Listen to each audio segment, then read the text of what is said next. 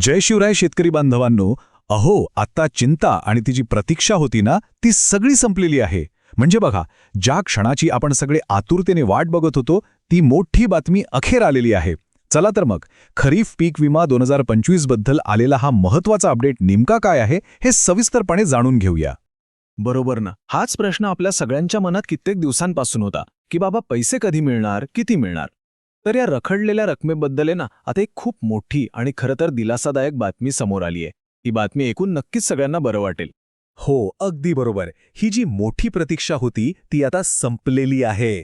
खरीफ पीक विमा 2025 ची जी रक्कम आहे ती आता थेट शेतकऱ्यांच्या खात्यामध्ये जमा व्हायला सुरुवात झाली आहे. खरंच हा खूप मोठा दिलासा आहे.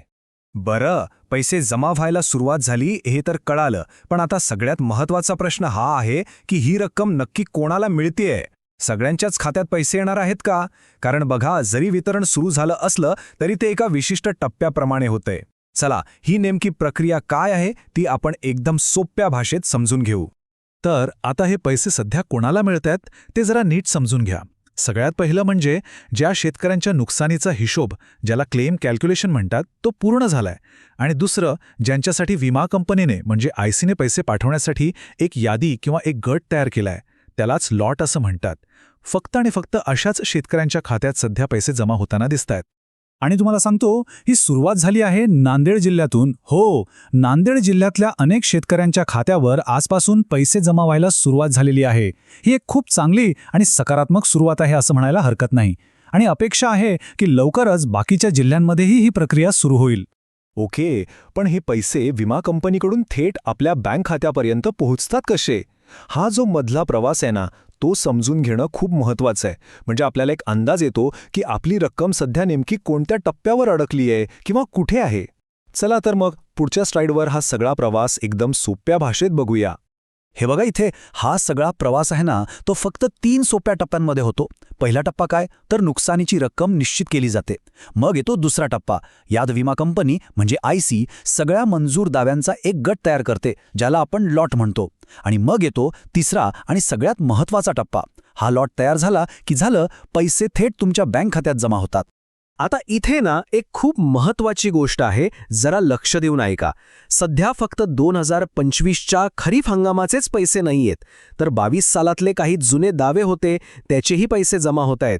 त्यामुळे काय होते, जर खात्यात पैसे आले तर ते नेमके कोणत्या वर्षाचे आहेत याबद्दल थोडा गोंधळ होऊ शकतो.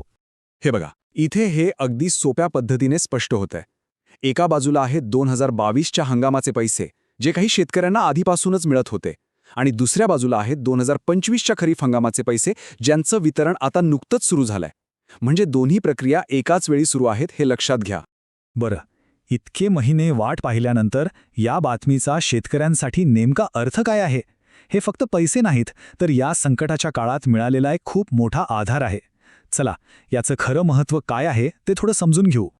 हे जे वाक्य आहे ना, मोठ्या प्रतीक्षेनंतर खरीफ पीक विमा 2025 शेतकऱ्यांच्या खात्यामध्ये जमा व्हायला सुरुवात झाली आहे, हे वाक्य शेतकऱ्यांच्या मनातल्या भावना आणि तो जो दिलासा आहे तो अगदी अचूकपणे सांगतं. खरंच, कित्येक महिन्यांची चिंता, ती प्रतीक्षा आता संपली आहे आणि आपल्या हक्काचे, कष्टाचे पैसे अखेर खात्यात यायला लागले आहेत. चला, नांदेडमध्ये तर सुरुवात झाली, पण आता आपल्या सगळ्यांच्या मनात एकच प्रश्न आहे की आपल्या जिल्ह्यात वितरणाला कधी सुरुवात होणार? तर बघा, यावर आमचं पूर्ण लक्ष आहे. सगळ्यात महत्त्वाचं म्हणजे आपल्या स्थानिक कृषी विभागाच्या संपर्कात रहा. आणि जसे काही नवीन अपडेट्स येतील तशी सगळी अचूक माहिती आम्ही तुमच्यापर्यंत नक्कीच पोहोचवत राहू.